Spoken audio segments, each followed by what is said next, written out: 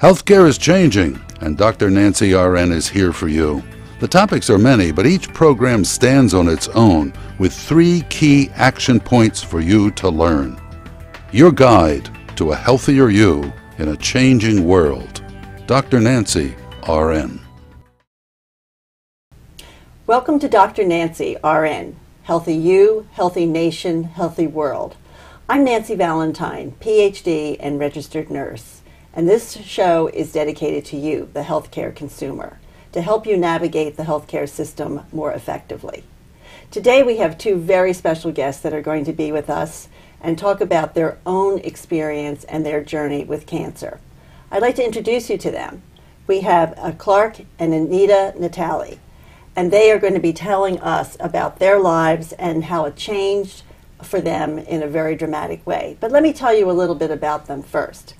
Clark and Anita have lived in media for over 35 years and have been married since 1998 after having met at a singles evening, which they'll tell you about, and then having a whirlwind romance, because Anita could tell me with absolutely no hesitation that they met on July 1st, had lunch on July 2nd, and then dinner on July 6th after Clark unfortunately had to go away for the weekend for July 4th, but he came right back and took her out to dinner.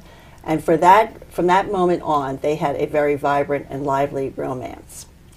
But then this sparkling couple had to face a devastating change in their lives. But let's take a moment and look at the pictures of how they were starting out, with all the joy and excitement that any young couple would have. Even though they were second married for both of them, they met at a time in their lives that was just really perfect for them to come together as a couple.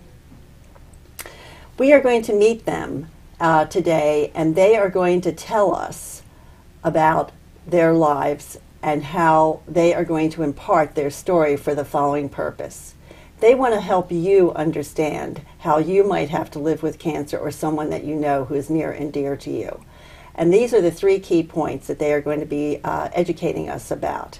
They are going to tell us about how they had to learn how to live with a devastating diagnosis. They had to understand how to manage their own fears and uncertainties in an area that they obviously had no prior experience with.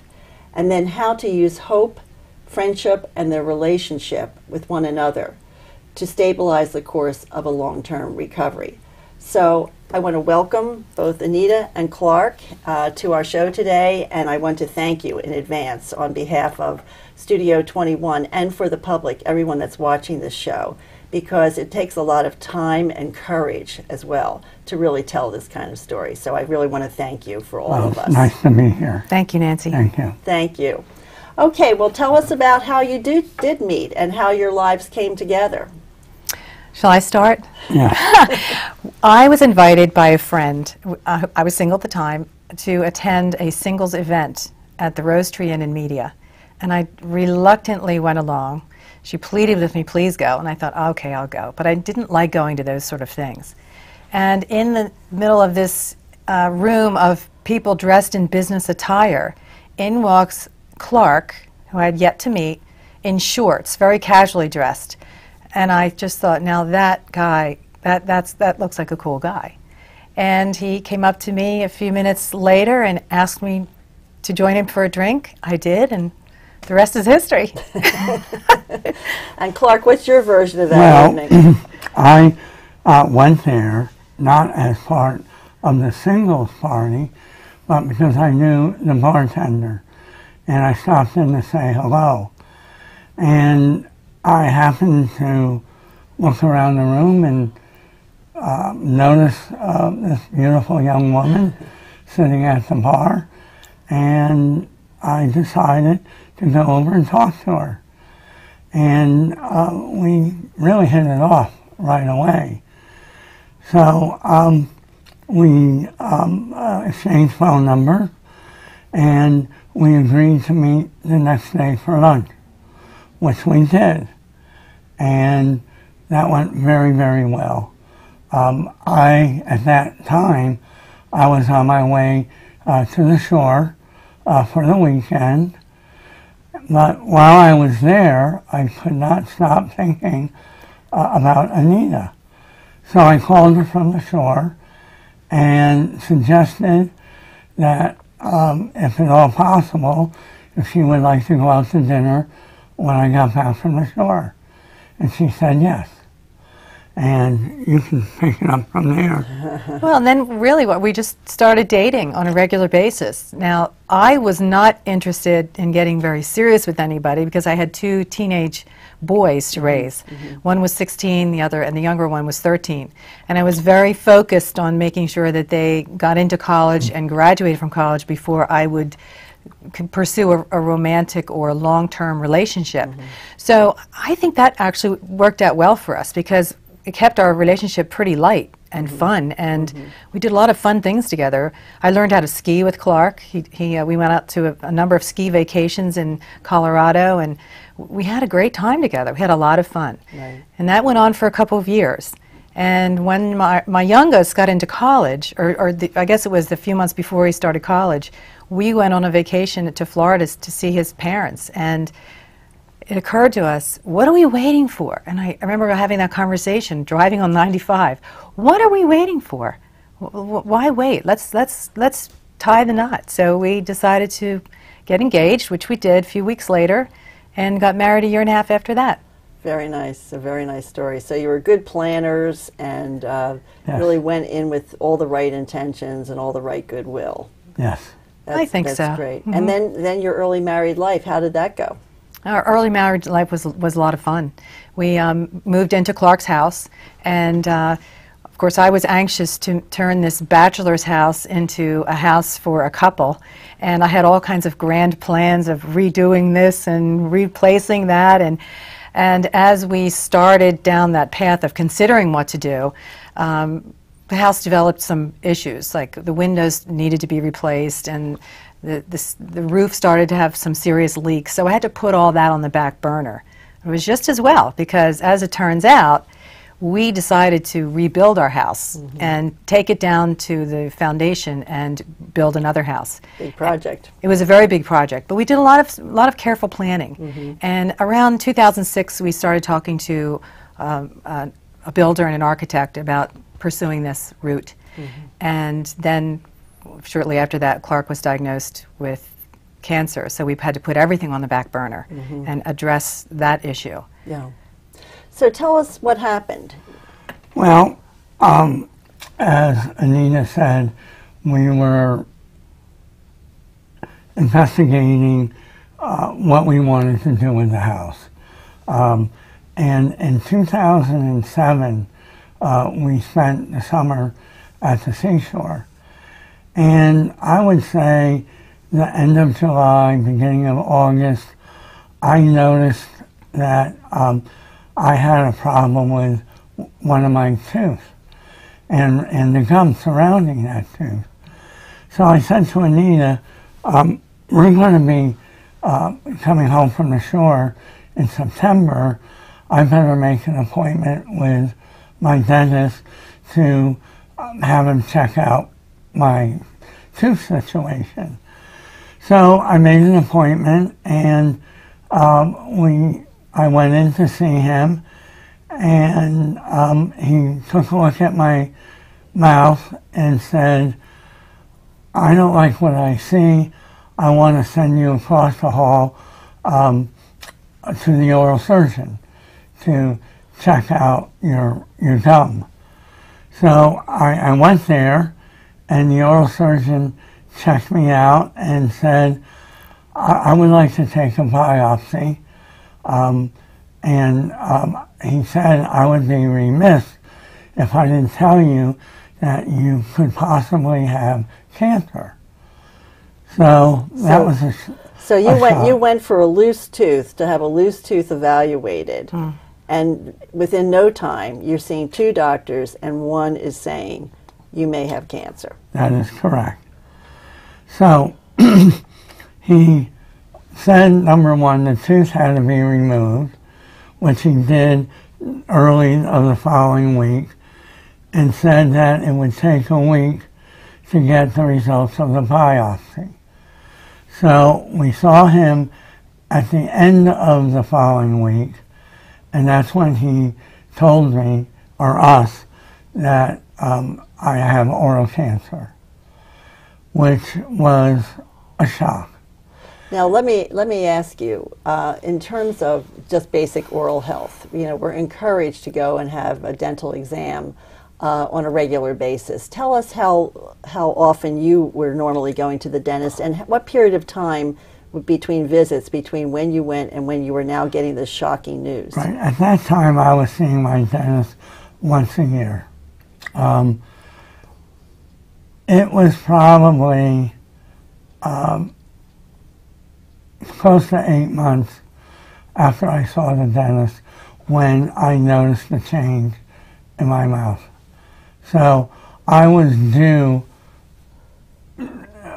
shortly to have my normal checkup. I see.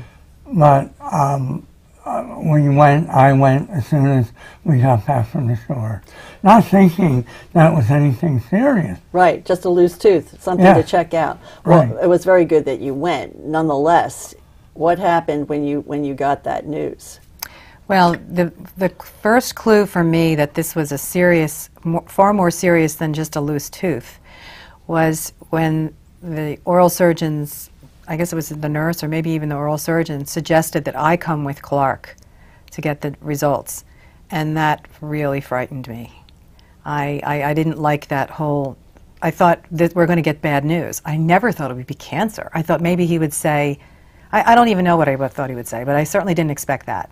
And so we went into the room, they called us both back, and he says, I'm sorry to tell you, but this is squamous cell carcinoma.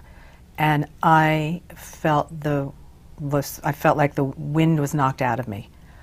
It was such a blow, such a physical blow. And I started to cry, and it's just devastating because unfortunately the first thing I think a lot of us equate with the word cancer is death, and that's not the case anymore. There are many cancers that are survivable, and this is one of them if caught early. And your treatment is successful, you can live a healthy, meaningful life. Well, but we didn't know that yet. Yeah, you didn't know that No. yet. Obviously, you're just trying to sort through many emotions, and you're trying to hear the words at the same time. Yes. But just in terms of good health care, you were very responsible. I mean, you were going on a yearly basis. You were taking care of your oral health. So obviously, this was a very rapid cancer because really, until you had this loose tooth, you had no other signs. That is correct. I want to say this type of cancer often is misdiagnosed. Mm-hmm. Sometimes a dentist will not diagnose it. So, and sometimes when it is finally diagnosed, it's too late, or it can be too late. So make sure that you really get checked out if you suspect that there is something wrong in your mouth. Right, right. That's the advice that I would give. Well, see, I think it's also good, in terms of what are the signs and symptoms. You're not reporting that you had any pain. Mm-mm. You just had something that seemed like a mechanical change. Your tooth was loose. Okay, so on face value, no one would think that the first idea in back of that could possibly be cancer. But it sounds like when your first visit that your oral surgeon said, I have to tell you, you might have cancer. It doesn't sound like you shared that with Anita, right?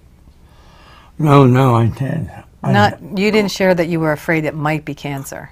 Oh, I thought no, and I'm actually kind of glad he didn't when I look back on it. Mm-hmm. Because I think I was worried. We worried a lot. We tried so hard to stifle that fear, but we worried a lot that week prior to going to get the results.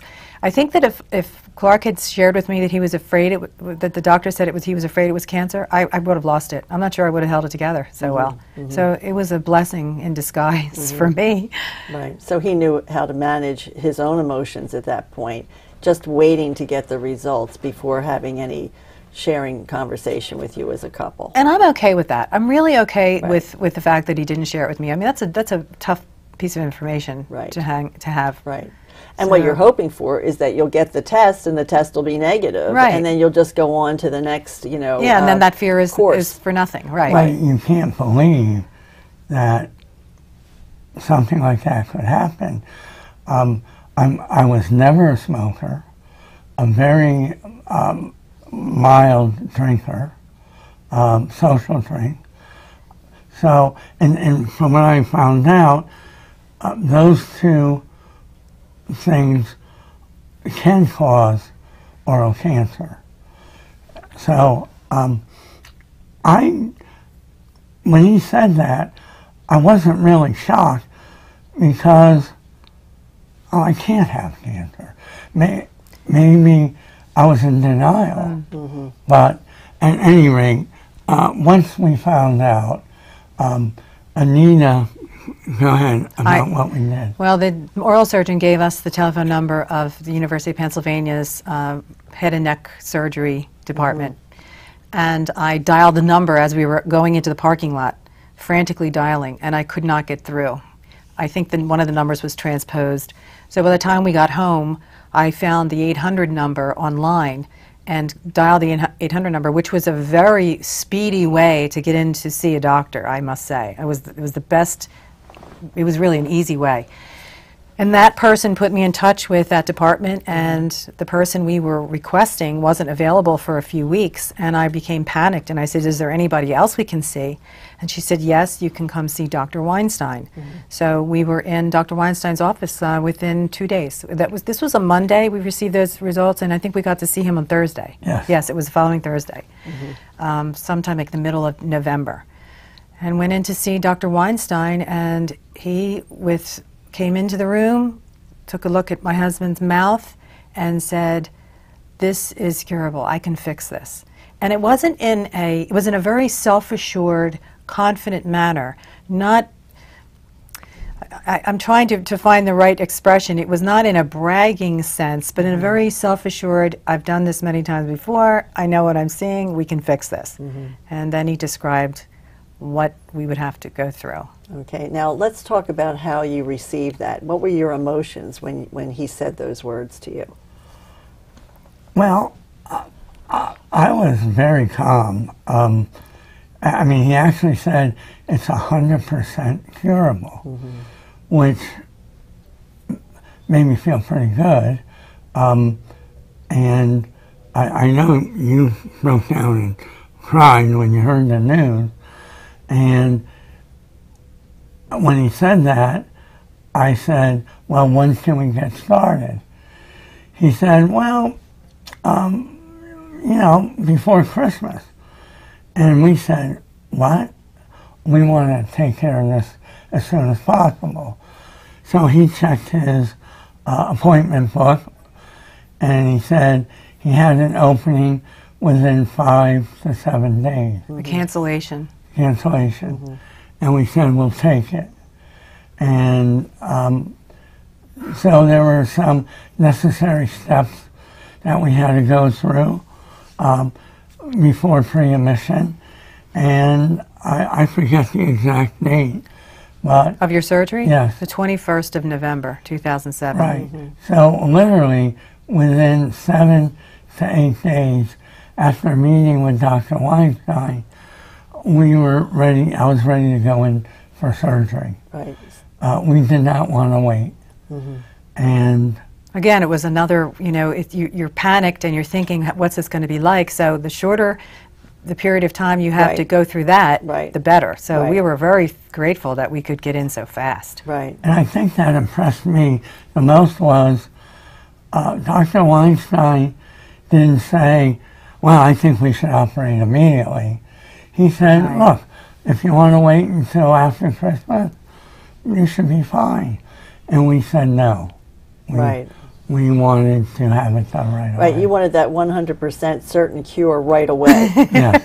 Why wait for Christmas? Right, exactly. So it sounds like in terms of, the whole emotional response to this, that getting a rapid response from the physician as well as the reassurance and the scheduling, really took away not the overall anxiety about what you were facing, but at least you had a path. Exactly. You had a plan. Absolutely. We had a plan, and that made a big difference. And we felt that we were in expert hands at the University of Penn with Dr. Weinstein. to this day, I cannot thank him enough for what he did for me. Having said that, not ever having this type of surgery before, not knowing what we would go through is a whole nother story. Oh, Right, boy, yes. right, because now you're telling us that this is more than 5 years ago that you Yes. had this. Yeah. So this was a journey that when you took that first step, you had no idea what was really entailed. Well, he described to my husband and me what the process would be. This is what I'm going to do in surgery, and actually was very clear and told us what to expect after surgery, how long this would take. So we had somewhat of a timeline, but it's just words. It's going in one ear and kind of out the other. You hear him, you have no idea what that really means. All I heard was, it's curable, nothing else mattered to me. Right. I know he explained everything. Right. But Right. But I think the lesson, in terms of imparting this, to other people, is that it's only human to be able to take one step at a time. So A, you're in the office. That's really good. B, you're in capable hands. That's really good. You are hearing someone reassure you. That is fantastic. But all the details and sort of all these subsequent steps, you really almost have to get through step one before you can even imagine what the rest of it looks like. So it's a very good lesson that intelligent people can only absorb so much in the face of such adversity. And the other thing I think is important is I went with Clark to and to this day, go to every one of his appointments with him. This was when it started back then. You really need a second set of ears and eyes in a diagnosis like this, because a lot of times Clark heard something different from what I heard. And I think it's just your own personal sensitivity to whatever the subject matter is. Right. We will edit ourselves. Right. And so you're not always hearing everything. And we would come out of an appointment and I'd say, wow, that was really encouraging. What was encouraging? And I'd say that Dr. Weinstein said thus and such. And I didn't hear that. But there were many times when he would say the same thing to me. So we both heard what we wanted to hear or what we could hear. That's a very excellent point that Anita is making, that having other family members or a significant other or a very good friend go with you. In other shows we've talked about how nurse navigators often play such a role for people, because it is impossible to absorb all the information in the flood of emotion at the same time. And I think your term of self-editing is very accurate. Another technique that sometimes works very well for people is to have a notebook and really to write it down at the time. Just take notes as a doctor or a nurse or any other treatment team member is giving you advice or direction.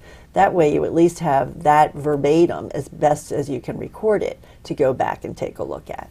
And I'll add to that by saying keep a notebook at home, because there were things that would arise between appointments or whatever, between surgeries, and we would have questions, and you can't always ask a question, especially at 10 o'clock at night. So if you write down your questions and you take that book with you, you have now in front of you, oh, I was worried about this. Can you tell me about that?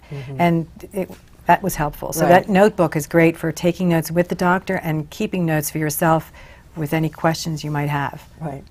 Well, let's go on to, pick up on your point, Anita, in terms of going to all the visits together.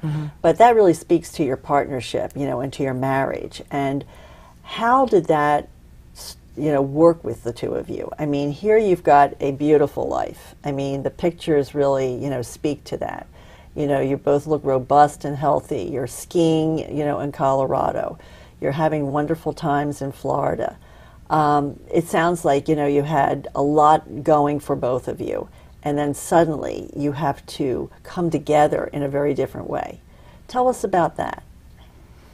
Well, I can't imagine not being with Clark arm in arm through this journey. I can't imagine doing it any other way. We're friends. We're certainly husband and wife, but I think we have a very solid friendship, and I just felt like that's what you do for your friend. You're there for them. And I wanted to know as much about his care and what course of action they were going to take as much as he did, because I would be Clark's caregiver. I would take on that role. So it was important for me to know what was going to happen or what to expect. So you were both partnering with him, but you were also open to being educated because you knew you were going to have a different role. Certainly Absolutely. Different from anything you had experienced together before. Absolutely. And I really relished that. I loved learning as much as I did about my husband's anatomy, for example, in the head and neck, and just everything the nurses impart to you when you're in their care. There's just so much to know. And of course, I can't know it all, obviously, but enough that it helped me understand why things were being done in the manner that they were. Right. It gave great understanding. And Clark, how about for you? I mean, you have a gorgeous wife, you're on top of the world, you found the woman of your dreams, then what? Well, let me tell you, the healing process would have been extremely difficult without her. I mean, I can't imagine if I was alone how I would be able to do this.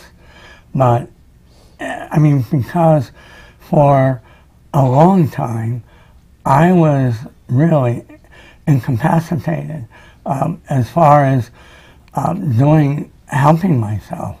So a partner is extremely important. And I don't know where I would have been without her help at this point. Over time, I've had several surgeries, radiation. Radiation, if anybody understands or knows about radiation, it can take a terrible toll on someone. And I'll tell you, Anita was there 110%. So I thank her. Yeah. Sounds like it really solidified your relationship on a whole different level. I think it did. I think it did. I think we had a great foundation to start with, but I definitely think this only deepened our commitment to each other. Right.